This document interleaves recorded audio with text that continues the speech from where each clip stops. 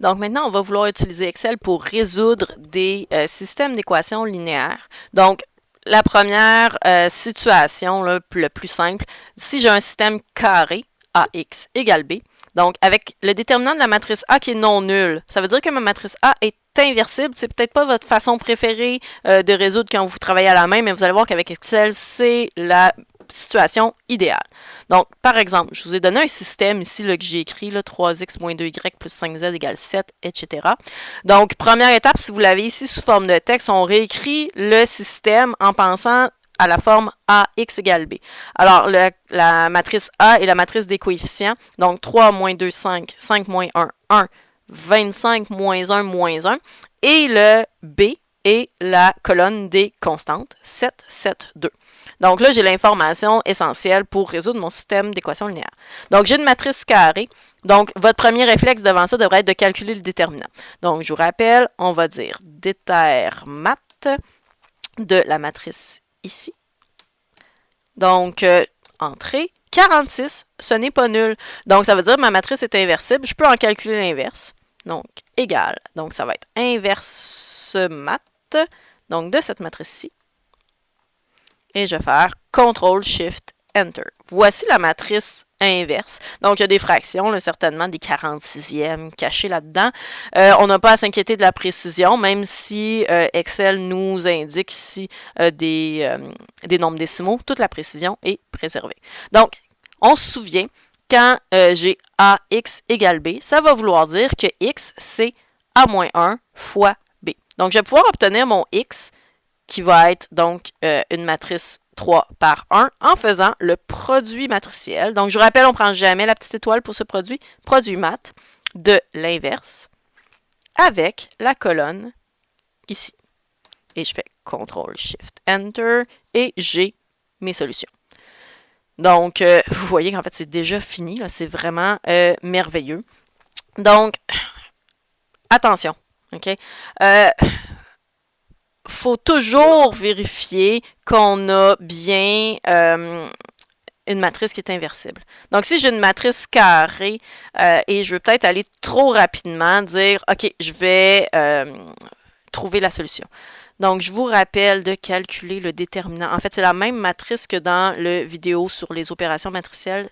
Le déterminant de cette matrice-là, c'est ça. Donc, c'est ici, Excel, malheureusement, ne calcule pas que c'est exactement 0, mais ça l'est. Donc, si on le faisait à la main, nous, comme être humain, on trouverait 0. Excel fonctionne un peu différemment. Il nous donne cette réponse-là. Donc, bien important de comprendre que ça, c'est 0 et de ne pas continuer avec la méthode qui est ici.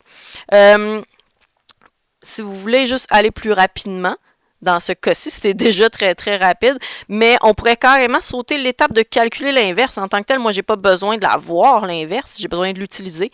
Donc, ce qui est merveilleux avec Excel, c'est qu'on pourrait dire, même si ceci n'était pas calculé, je peux même l'effacer. Vous allez voir qu'on n'en a absolument pas besoin.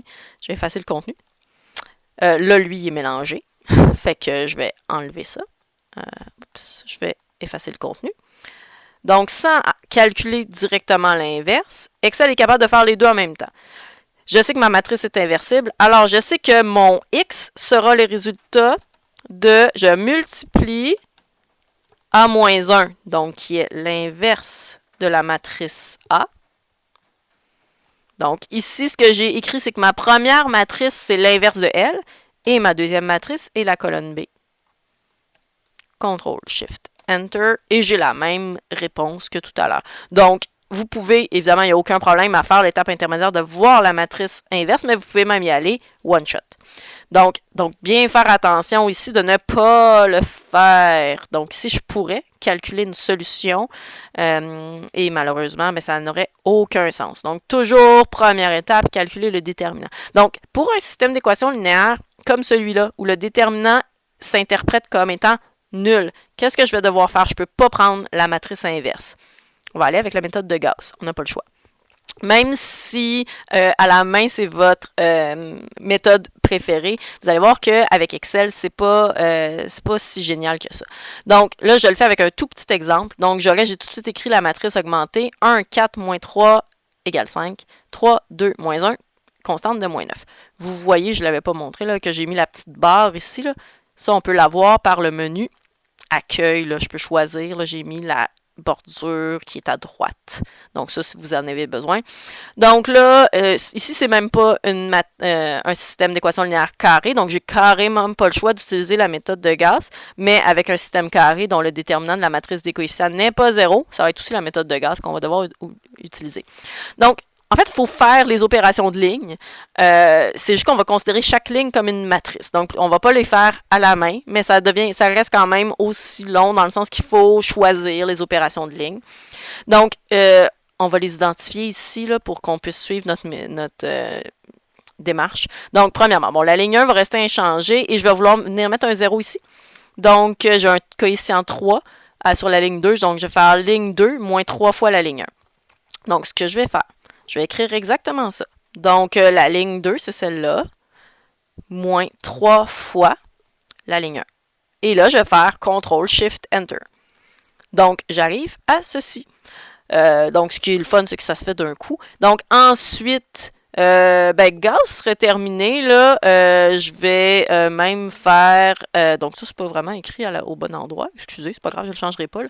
Mais donc, si Gauss serait terminé, pour utiliser Excel le plus loin possible, on va utiliser même la méthode de Jordan. Donc, le moins 10 qui est ici va vouloir venir tuer le 4 qui est là.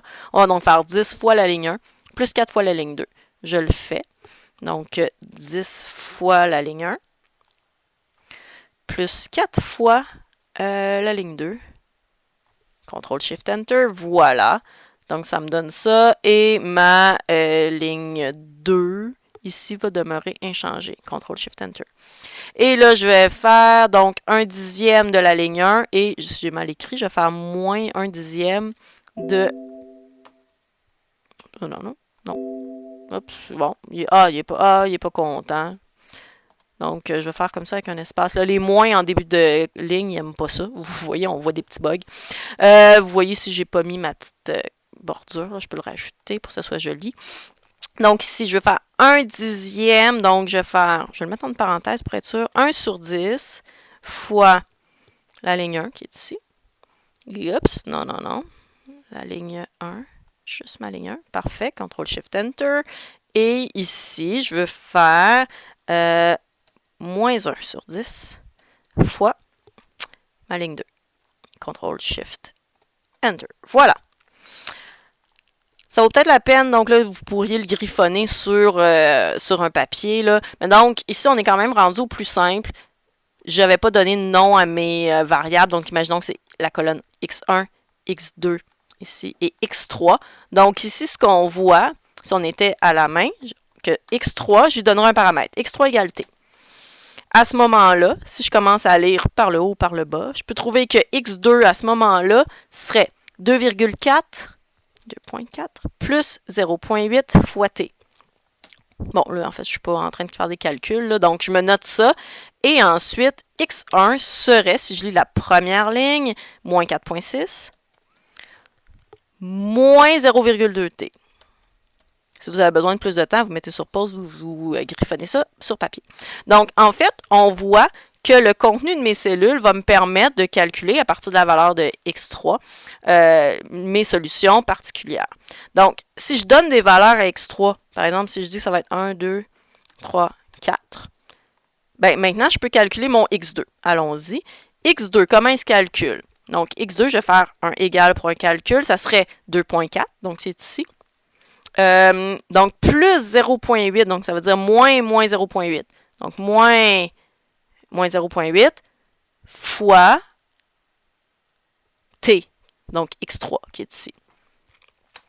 Voilà. Maintenant, regardons X1. X1, comment je vais le calculer? X1, c'est moins 4,6 moins 0,2 fois le T. Certains auront peut-être remarqué que j'aurais pu juste translater cette formule qui était ici par en haut. Donc, j'aurais pu faire ceci. Oups, par en haut, ça se fait pas. Excusez. Donc, vous auriez pu utiliser en plaçant de façon futée la copie incrémentée. Si vous le voyez, utilisez-le. Si vous le voyez pas, c'est pas grave. Donc, maintenant, je veux faire la même chose pour quand X3 égale 2, 3 ou 4, où ça pourrait continuer. Donc, je veux peut-être tout simplement dire « Hey, fais la même chose ». On va aller voir. Cependant, là, vous voyez que j'ai un problème. Je voulais pas que mon moins 0.8 et 2.4 soient translatés. On en a parlé dans les généralités. Donc, avant de faire ça, on va venir ici, regarder. Donc, quand je vais translater la cellule rouge, je ne veux pas, pardon, quand je suis ici, je ne veux pas que la cellule rouge soit translatée. Donc, si elle était translatée, comme c'est arrivé, la cellule rouge qui est dans la colonne D s'en va dans la colonne E. Je ne veux pas. Donc, je vais mettre devant la lettre qui représente la colonne $1. Même chose avec la cellule bleue. E19, si je ne fais pas attention, quand je vais me tasser, ça va se tasser également. Donc, de la colonne E, ça va aller à la colonne F. Je ne veux pas. Je vais mettre $1. Je vais faire la même chose avec X1. Donc, si la cellule bleue, E18, doit toujours rester là. Donc, je ne veux pas que la colonne soit changée. Je vais bloquer avec un symbole de $. Même chose pour la cellule rouge. Je ne veux pas qu'elle soit translatée. Je mets $1 devant la colonne. Donc maintenant, ici, je suis prête à faire ceci et obtenir, donc faire une copie incrémentée, obtenir mes solutions particulières, donc X1, X2, X3. Et puis là, ben, je pourrais même compléter ici. Là. Je pourrais mettre... là, vous voyez, quand j'ai 1, 2, 3, 4, là, je peux demander à Excel, oui, continue. Il va comprendre qu'il faut faire 5, 6, 7, 8. Et là, ben, celles-là, je peux les copier. Et donc, pour n'importe quelle valeur de X3, je peux obtenir toute ma solution. Donc, si je vous rappelle, donc on utilise le symbole $ devant la lettre pour bloquer la colonne. Si c'était la ligne que je veux bloquer, donc je mets un symbole de $ devant le nombre pour bloquer la ligne. Donc, si je n'utilise pas de symbole de $, autant la ligne que la colonne vont suivre les translations. Donc, ça, c'est ce que je voulais. Là. Je voulais que quand je me tasse, le 1 devienne 2. Donc, pour ici, pour la cellule mauve, j'ai pas mis de symbole de $.